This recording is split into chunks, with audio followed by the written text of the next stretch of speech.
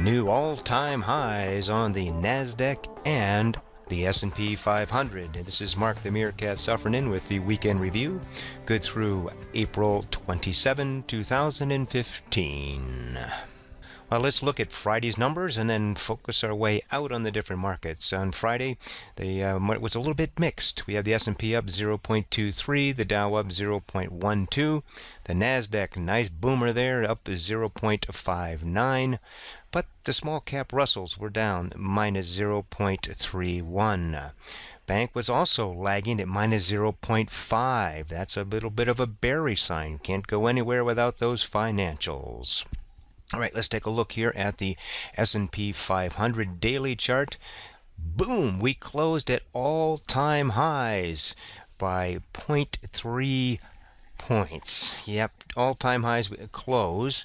And, we've had a little bit spikes Thursday and Friday. It did pierce out up there to all-time intraday highs and then just pull back slightly. But, again, we closed at all-time highs in the S&P. Just barely.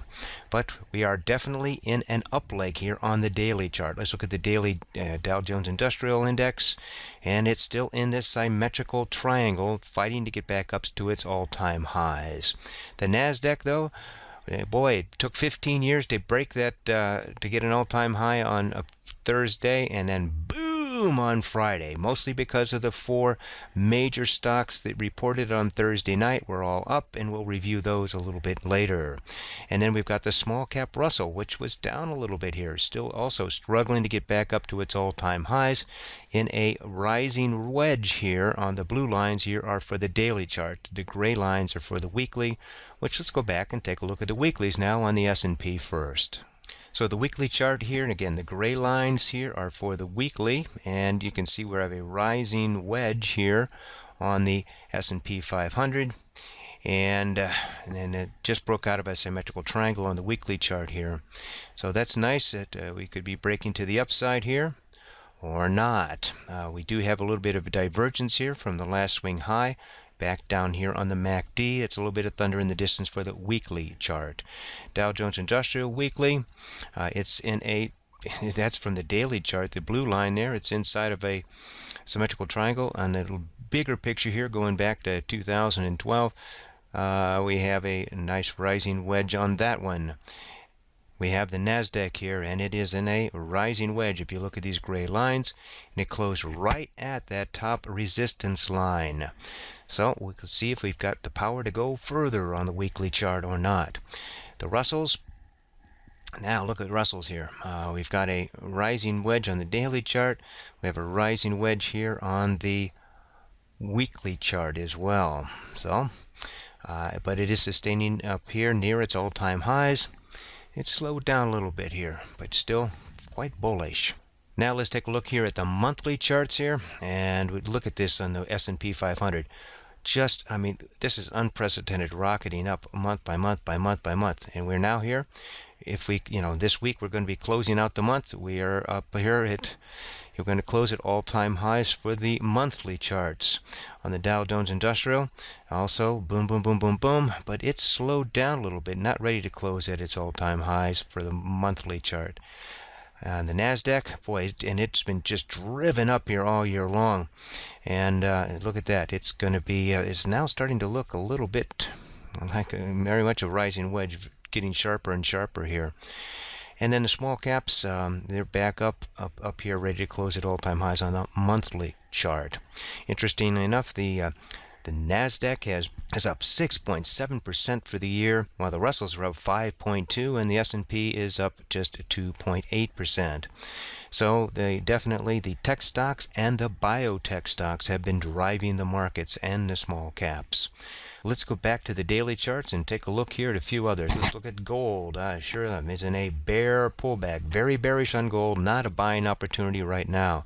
Silver has already done its bear pullback. Look at that. It's pulled back almost completely down here to the possible target for a bear pullback. Wow, it is looking very bearish. Now, then there was those four stocks that we identified Thursday after the closing. They had their earnings, and first one is Google. Look at that. Kaboom on Friday. It just took off. It ended up plus 2.9%. Here's Starbucks. Man, Starbucks, it got caffeinated. Kaboom! Look at that. Up 4.8% on Friday. And then we've got Amazon, which actually lost 12 cents per share. But kaboom! Up 14% on Friday. Up 14%. And then there's good old Mr. Softy, Microsoft. It was up 10% on Friday, and just for disclosure purposes, I do own this in my long-term account. So look at that. It is an incredible day. So that's what had the Nasdaq jump up and stay up all day long, were primarily these four stocks, along with some others, of course. And look at the volumes. Wow, look at the volume. So we are in a bullish uptrend here this week, and we are in a bullish leg up. And let's see if we can continue this trend or not. You might ask, who is this guy named Mark, the Meerkat Suffering? Well, I'm a trader here. I'm also an analyst and host of the Grok day trading chat room, as well as a mentor. But if you want to know what some of my trading is, you can go to our trading videos site, and right here is one of my videos that I do a couple times a week on some trades that I'm doing. Now, they're day trades, but there's lessons to learn for no matter what time frame you trade, whether you're a position trader or a swing trader. This is identifying 5 different trading patterns on a chart on intraday. Now, if you'd like to trade with me, if you're available in the day, you can do that. Just go down here. It says you want to day trade with me. You just press that button right there, and it takes you out to the Grok trading chat room and describes exactly what we provide in there, and that we, in pre-market, we're identifying 6 out of the 7,000 stocks out there that we want to focus on at opening. I make audible calls of all trades and setups, as well as what I'm seeing in the markets. And we also have other people in the room that are making those calls as well.